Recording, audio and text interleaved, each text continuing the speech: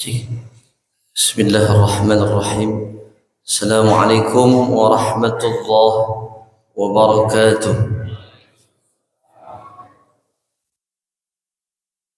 الحمد لله رب العالمين، والصلاة والسلام على أشرف الأنبياء والمرسلين، سيدنا وحبيبنا وشفيعنا وقرة أعيننا ومولانا محمد وعلى آله الأطهار وأصحابه الأخيار ومن تبعهم بإحسان إلى يوم الدين. أما بعد. Yang sama-sama kita hormati seluruh para pengurus Dewan Masjid Jami' At-Thaibah. Kita doakan mudahan mereka semua dalam keadaan sehat walafiat.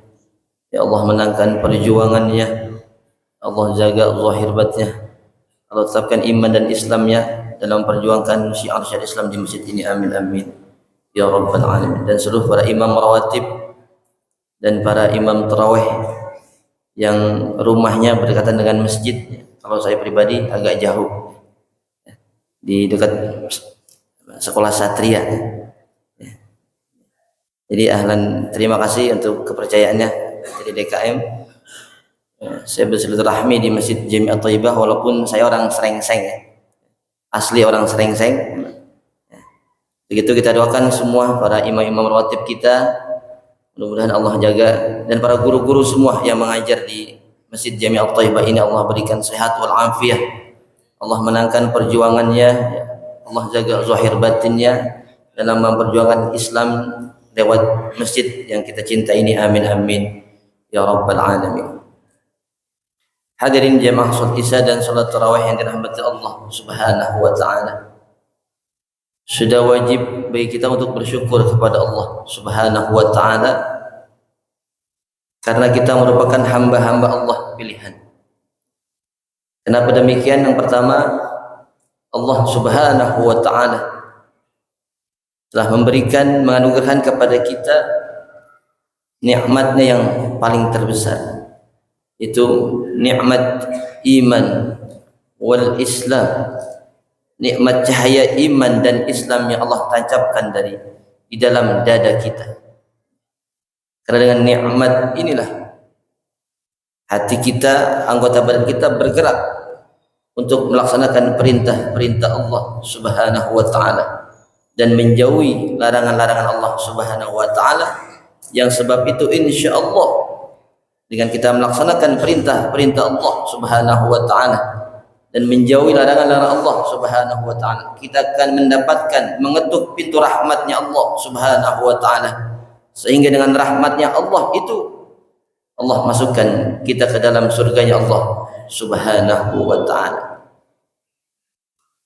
Yang kedua, patut kita bersyukur, yaitu bahwa kita semua adalah termasuk umat Nabi besar kita Muhammad sallallahu alaihi wasallam, umat terbaik sepanjang masa, umat yang nanti pada hari kiamat Allah haramkan surga untuk dimasukinya dan pada umat-umat terdahulu sebelum umat Nabi besar kita Muhammad sallallahu alaihi wasallam.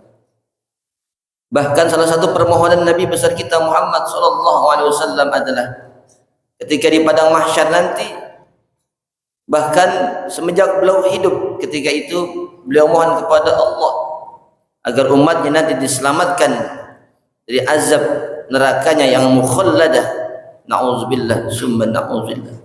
Nanti insyaallah umat Nabi besar kita Muhammad sallallahu alaihi wasallam semuanya akan masuk ke surganya Allah Subhanahu wa taala. Amin amin ya rabbal alamin. Karena masuk surga inilah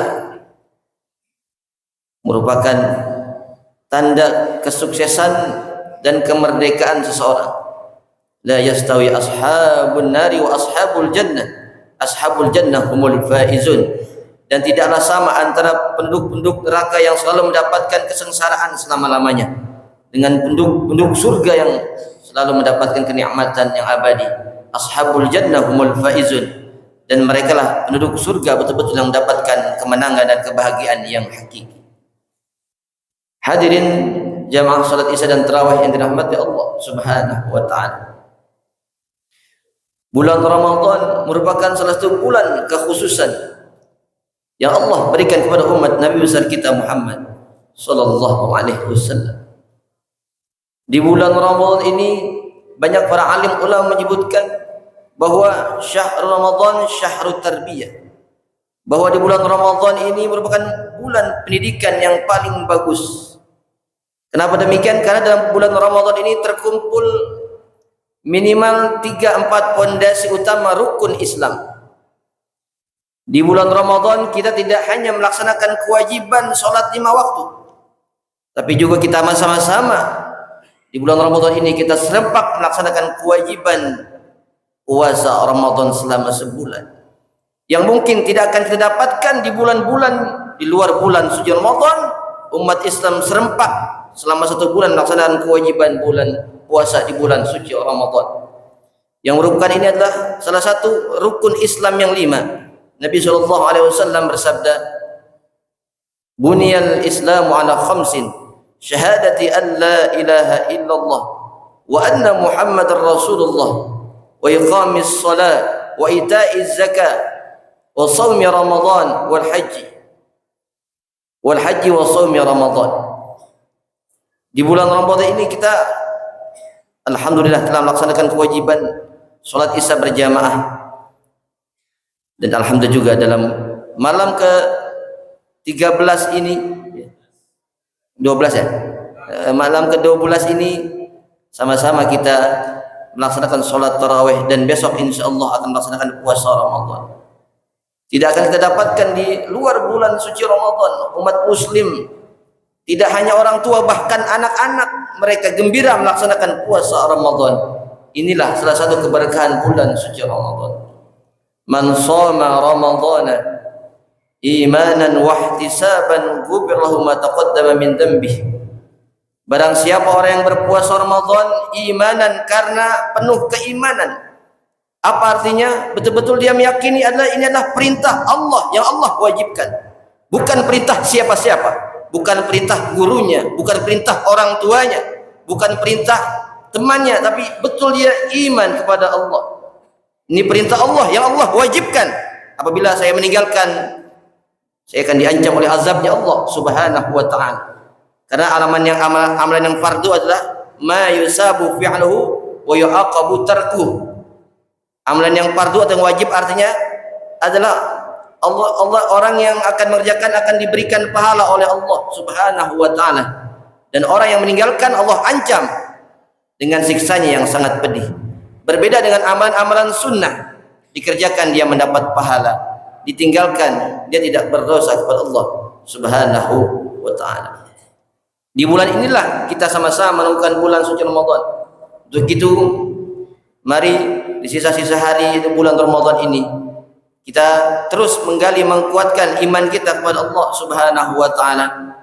Karena salah satu tujuan perintah-perintah Allah yang kita kerjakan adalah untuk kebaikan kita semua. Salat yang Allah perintahkan untuk kita, puasa yang Allah perintahkan kepada kita. Bukan Allah butuh dengan ibadah kita, tapi kitalah yang butuh kepada Allah Subhanahu wa ta'ala. Butuh apa kita kepada Allah? Butuh rahmatnya Allah. Kita mengetuk rahmatnya Allah dalam rangka mencari ridhonya Allah, yaitu dengan cara mengetuk rahmatnya Allah Subhanahu wa ta'ala.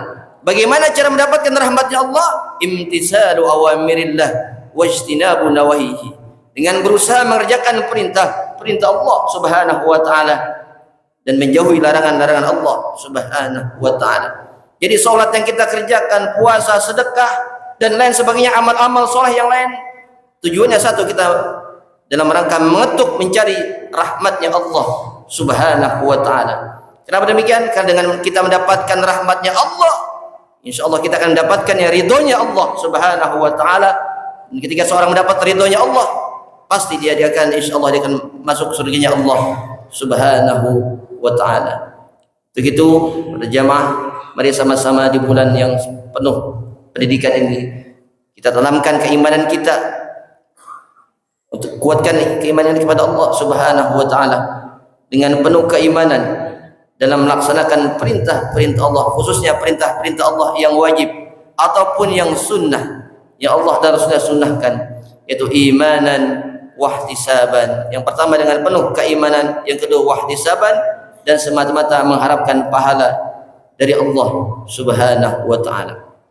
Mudah-mudahan nasihat yang singkat ini yang pertama menjadi nasihat bagi al-faqir dan para jamaah sekalian untuk kita betul-betul selalu hasibu qabla an tuhasabu. Hisablah diri kalian sebelum kalian dihisab oleh Allah Subhanahu wa taala. Karena tanda dari orang yang Allah ringankan hisabnya nanti, dia selalu menghisab dirinya di dunia sebelum nanti dihisab oleh Allah Subhanahu wa taala di akhirat nanti. Amin. Amin ya rabbal alamin. Itu saja yang dapat kita sampaikan. Wassalamualaikum warahmatullahi wabarakatuh.